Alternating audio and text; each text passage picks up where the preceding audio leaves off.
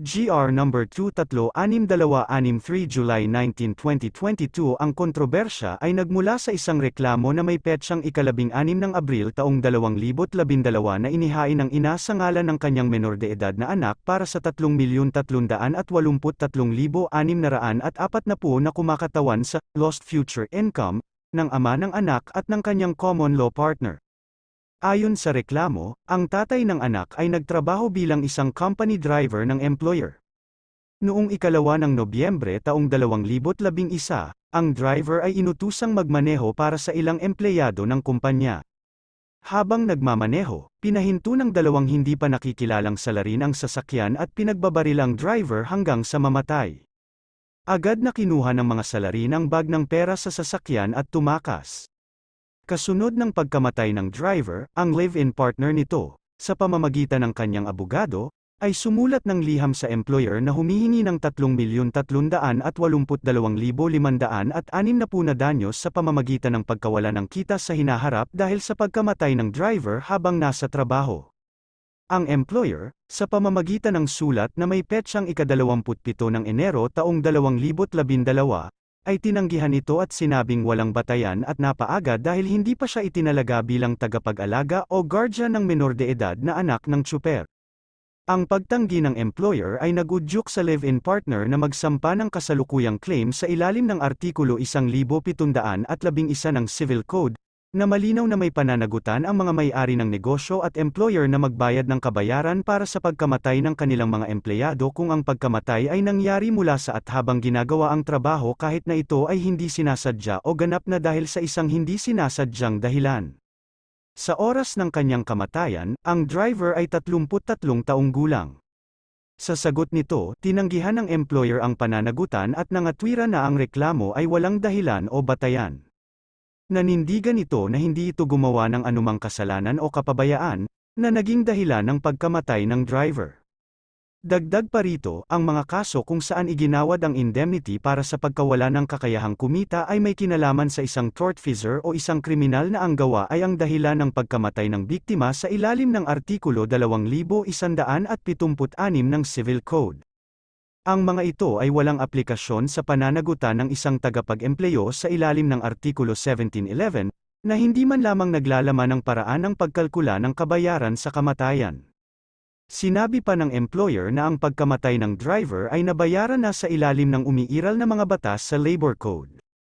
Ang layunin ng mga benepisyo sa pagkakasakit o kapansanan kung saan ang isang miyembro ng SSS ay maaaring magkaroon ng karapatan sa ilalim ng Social Security Act ay hindi katulad ng kabayaran na iginiit laban sa employer sa ilalim ng Labor Code o ng Civil Code. Ang mga nauugnay na probisyon ng Labor Code ay kumokontrol at tumutukoy sa kabayaran ng pinsala o kamatayan na nauugnay sa trabaho. Sa kabilang banda, ang mga benepisyo sa ilalim ng Social Security Act ay nilalayo na magbigay ng insurance o proteksyon laban sa mga panganib o panganib ng kapansanan, pagkakasakit, katandaan o kamatayan, hindi isinasaalang-alang kung sila ay nagmula o sa panahon ng pagtatrabaho.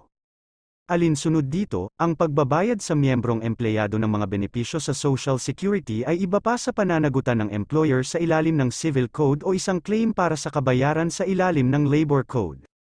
Sa kasong ito, ipinapakita ng mga talaan na ang perang natanggap ng namatay na tsuper mula sa SSS ay kapareho ng katangian ng death benefit na makukuha mula sa mga kontribusyon sa SSS ng namatay na empleyado.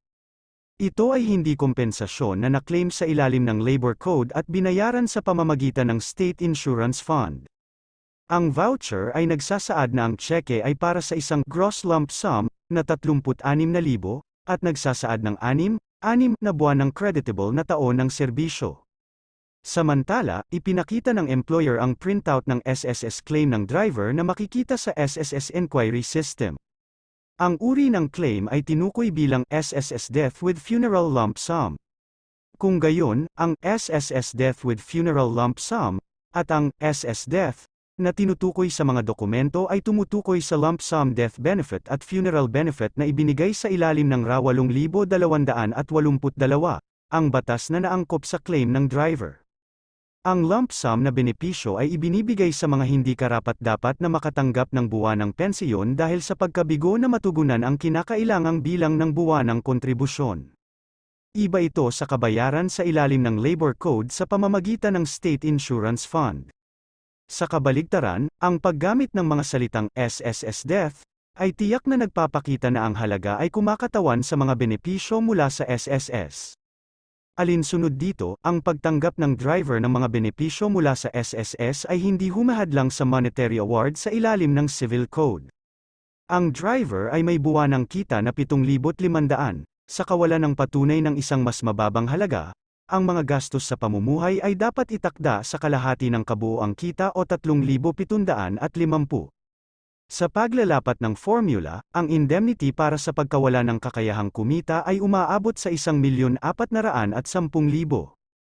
Ang edad ng driver ay 33, ang average na life ng isang tao ay 80, may natitirang 47 na taon na hinati sa tatlong bahagi kaya 31.33 na taon at ang netong kita niya sa isang taon ay 45,000 kaya ang lahat ng nawalang income kung hindi siya namatay ng maaga ay 1,410,000.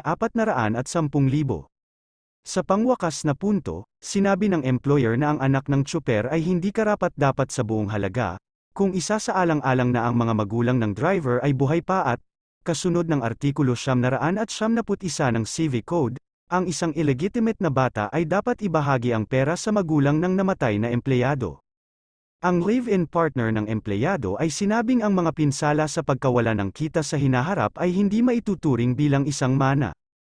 Kaya, hindi sila dapat hatiin sa mga magulang ng driver. Hindi binanggit sa Article 1711 ng Civil Code ang mga tatanggap ng kabayarang igagawad doon. Gayunpaman, ang Artikulo 2206 ng Civil Code ay malinaw na nagbibigay sa mga tatanggap ng bayad pinsala para sa pagkawala ng kakayahang kumita o indemnity ay ibibigay sa mga naiwan ng namatay na empleyado.